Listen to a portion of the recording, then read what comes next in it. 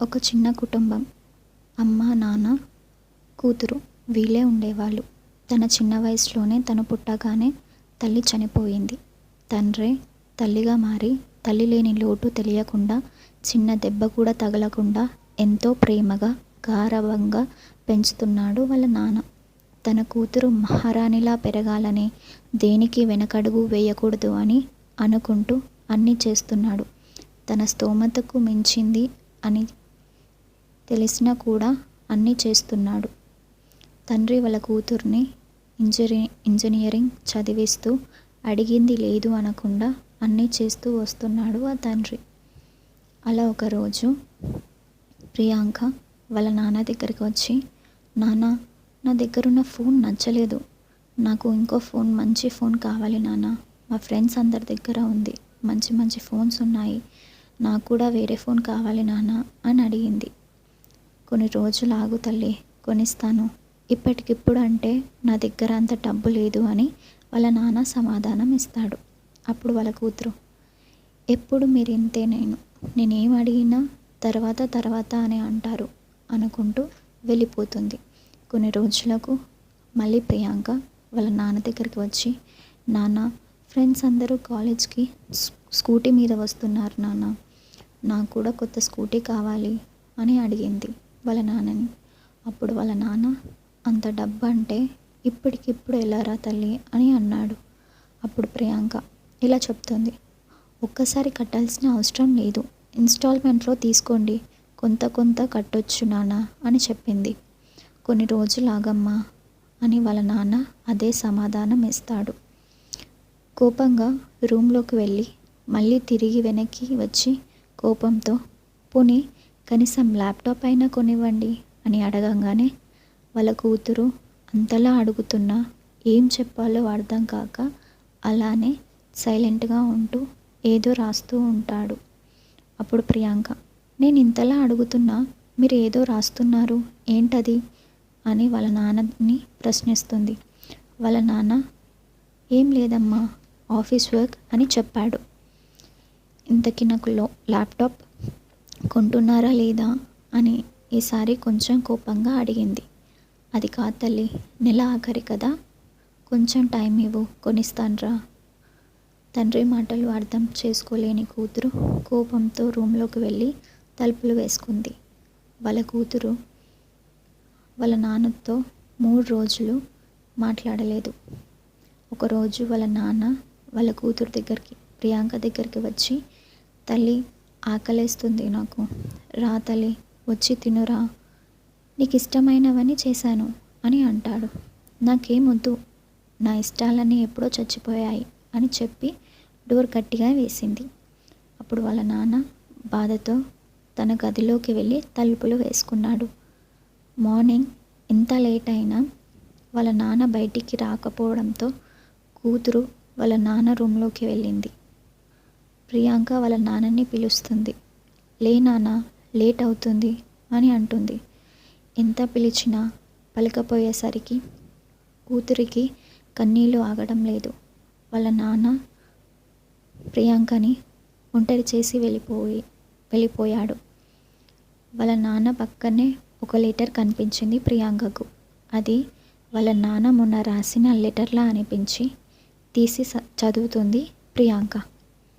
ఆ లెటర్లో ఇలా రాసి ఉంటుంది, నాన్న బంగారం, నాకు కొద్ది రోజుల నుంచి హార్ట్ ప్రాబ్లం ఉందిరా.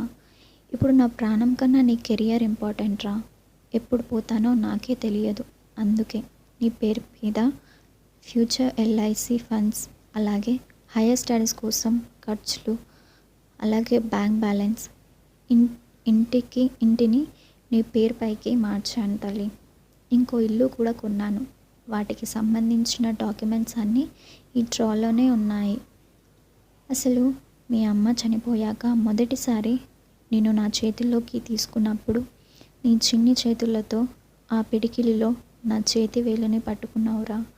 అప్పుడే ఆ క్షణం నుంచి నా బాధలు, దుఃఖాలు అన్నీ మర్చిపోయి కేవలం నీ సంతోషం, నీ ఆనందమే నా జీవితంగా మార్చుకున్నాను. నీకు ఒక్కసారి కూడా నా చేతులతో అన్నం తినిపించకపోతే నాకు ఆ రోజంతా ఏదోలా ఉంటుంది. ఆకలిగా ఉండదు, తినాలనిపించదు. నీ సంతోషం కోసం ఎన్ని కష్టాలైనా నవ్వుతూ భరించా. ఇంకా నా ప్రాణం పోయేదాకా భరిస్తూనే ఉంటా. ఎందుకంటే నువ్వు నాకు ప్రాణం, నా ప్రపంచం అంతా నువ్వే కాబట్టి. జాగ్రత్తగా ఉండురా తల్లి. నువ్వు బాగా చదువుకొని లైఫ్లో గొప్పగా బ్రతుకుతుంటే అది చూడాలన్నదే నా చివరి ఆఖరి కోరిక. మిస్ యూ రా బంగారం, జాగ్రత్తగా ఉండు అని అలా రాసి ఉంటుంది ఆ లెటర్లో. ప్రియాంకకి నోటి నుండి ఒక్క మాట కూడా రాదు. ఒక్కసారిగా ప్రియాంక కళ్ళల్లో నీళ్ళు వస్తాయి. గుండె పగిలేలా ఏడుస్తూ గట్టిగా అరుస్తూ వాళ్ళ నాన్న గుండెలపై పడి ఏడుస్తూ ఉంటుంది. మిమ్మల్ని తప్పుగా అర్థం చేసుకున్నా నాన్న. కొంచెం కూడా ఆలోచించకుండా, అర్థం చేసుకోకుండా బిహేవ్ చేశాను. నన్ను క్షమించండి నాన్న. సారీ నాన్న.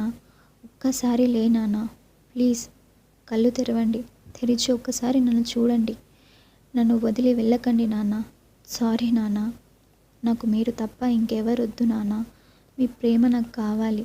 నన్ను ఒంటరి చేసి వెళ్ళకండి ప్లీజ్ నాన్న. నన్ను వదిలి వెళ్ళకండి. మీతో అలా ఆ రోజు మాట్లాడినందుకు సారీ నాన్న అని అనుకుంటూ చాలా ఏడుస్తూ ఉంటుంది. కానీ వాళ్ళ నాన్న ప్రియాంకని ఒంటరి చేసి వెళ్ళిపోయాడు. ఇంకా ప్రియాంక ఆ లెటర్లో రాసినట్టుగా చాలా బాగా చదువుకొని హై పొజిషన్లో ఉంటుంది. వాళ్ళ నాన్న ఫోటో దగ్గరికి వచ్చి ఇలా చెప్తుంది, మీరు అనుకున్నట్టుగానే చాలా బాగా చదువుకొని హై పొజిషన్లో ఉన్నానని. కానీ ఎన్ని చేసినా వాళ్ళ నాన్న తిరిగి రాడు. అదే విషయాన్ని ఫోటో ముందు ఉండి కానీ ఇవన్నీ మీకు చూపించలేను, అలాగే మీరు చూడలేరు అని అనుకుంటూ చాలా ఏడుస్తూ ఉంటుంది ప్రియాంక. దీని మోరల్ ఏంటంటే, మనకు ఎంత స్తోమత ఉందో ఆ స్తోమతలోనే బ్రతకాలి, కానీ అంతకు మించి ఎక్కువ ఆశపడకూడదు. అలాగే మనల్ని ప్రేమించే మనిషి ఒక్కసారిగా ఎందుకు అలా మారాడు, ఎందుకు ఇలా అంటున్నాడు, ఎందుకు ఇలా బిహేవ్ చేస్తున్నాడు అని ముందుగానే మనం అర్థం చేసుకోవాలి.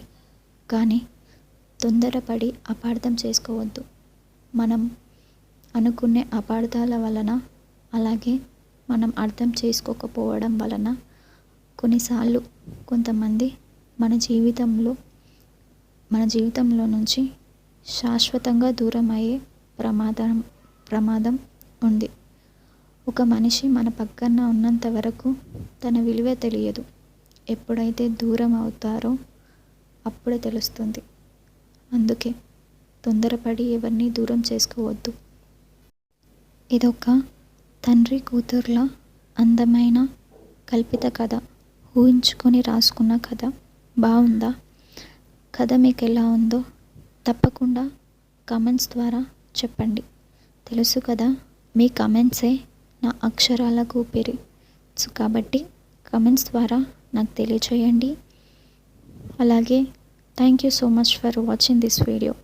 Please do subscribe and like, share and comment the video.